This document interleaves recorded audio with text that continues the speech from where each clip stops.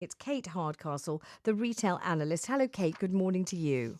Good morning. And as I've said, front page of the Daily Mail today, it says 3 months, our behaviour is going to be very different, including, it says, probably not going to restaurants and not going shopping. So if you're in the retail trade, there's a cause for real concern, isn't there? And I think that's one of the most significant points when we talk about how it's going to affect our economy is the behaviour change. Because the minute that you have a school that closes down and puts everyone into isolation, you are changing the habits of those parents, those families who then are not allowed to socialise, not go to restaurants, not go out, not shop in the same way. And it's that knock-on domino effect that's going to have one of the biggest effects on our economy, bearing in mind how many of our businesses in the UK are small businesses, how many of them are in the retail and food and beverage industry, and then that will have a knock-on effect on the local communities. So it's not scaremongering, but it's just being realistic that if big behaviour changes happen like this, it is certainly going to affect those of us who are trying to make money out of the economy from a business perspective.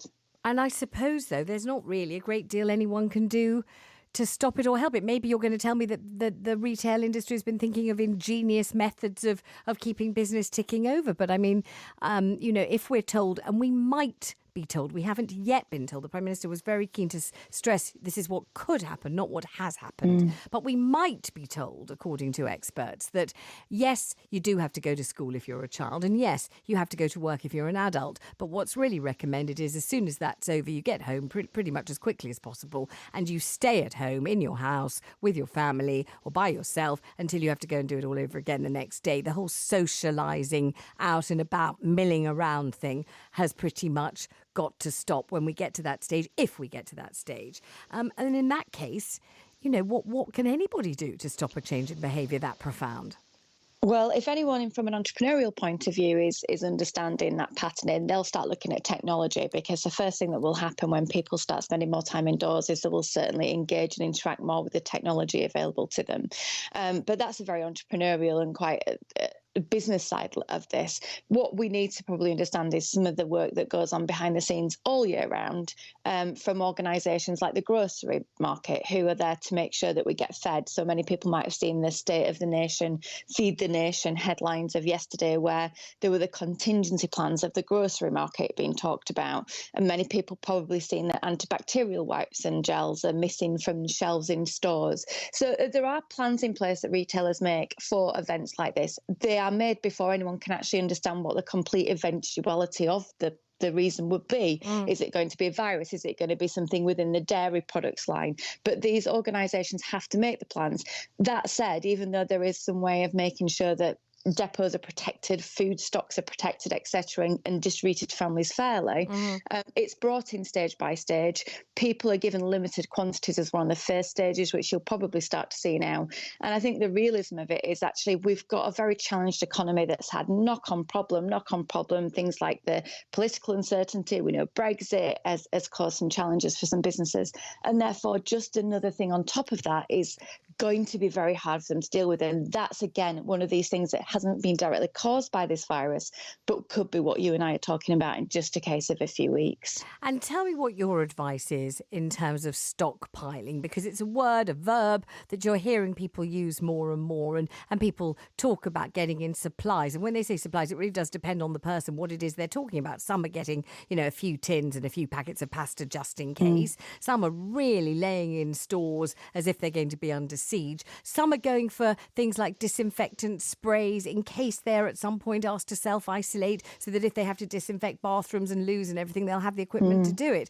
So I just don't know whether people should be doing it or should be doing it very, very sparingly, but kind of just covering the basics, or quite what should be going on, or indeed if it should be happening at all. It's never a bad thing to have a cupboard full of tins, pulses, rices, etc., pastas, and to have a freezer full of goods. You should maximise your freezer use anyway. Batch cooking, don't chuck those leftovers out as readily. Make sure that you're keeping them back.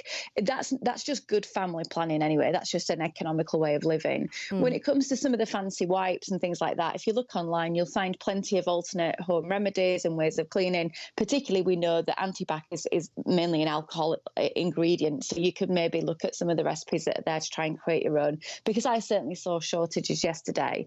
Obviously, don't panic. Try to keep very calm. Try to keep very measured. But if one of the things you start to see is a lack of the variety of products on shelves in shops too, then that's just going to happen, because that's what will happen. Substance of making sure food provision's there over us having lots of choice is going to be something the stores have to do. You know, that's just them being sensible in terms of trying to measure what stocks they've got available. And I think that's an okay thing. I went to the big Sainsbury's in Swiss Cottage at the O2 Centre yesterday, and the only thing I could see a shortage of, and I didn't do a forensic examination, and I didn't actually ask any of the staff, are there shortages? The only thing I saw bare shelves, and it was only one section, was the hand gels and hand sanitizers. Sure. That was the only thing. There was every choice of every fruit, vegetable, food stuff you could possibly imagine. So it didn't feel as if there was any kind of siege mentality going on whatsoever. Just that one shelf, though, and that shelf was bare. Yeah, and also you will know the stats as well, but washing your hands is critical. And none of us, in terms of the nation, we're not a nation of hand washers, unfortunately. So that would be a great thing. Washing your hands properly and making sure you use full effectiveness there is going to help, as well as the hand gels that people maybe look for as a quick solution. I think, you know, we're a nation where the day after Christmas, when the stores are reopening, normally the shelves are bare as well. We do have these outages at times when people have bought in enough, and probably more than enough, to satisfy our needs. I think certainly you've got to think about our production of other products, technology products, clothing products, and our reliance on China for the component parts of that. The factories have been, a lot of them, in complete shutdown. That will have a knock-on effect, not just now, but in the future, because a lot of that's shipped internationally on containers on the waters, which takes 8 to 12 weeks. So you might have things like fashion in the summer and things like that. But in the big severe element of it, I think it's just a case of taking very sensible, calm, measured approach to make sure you and your family are going to be healthy and careful without going to full extreme. Kate, thank you very much indeed. Kate Hardcastle, they're the retail analyst. We'll be straight back with you after the travel.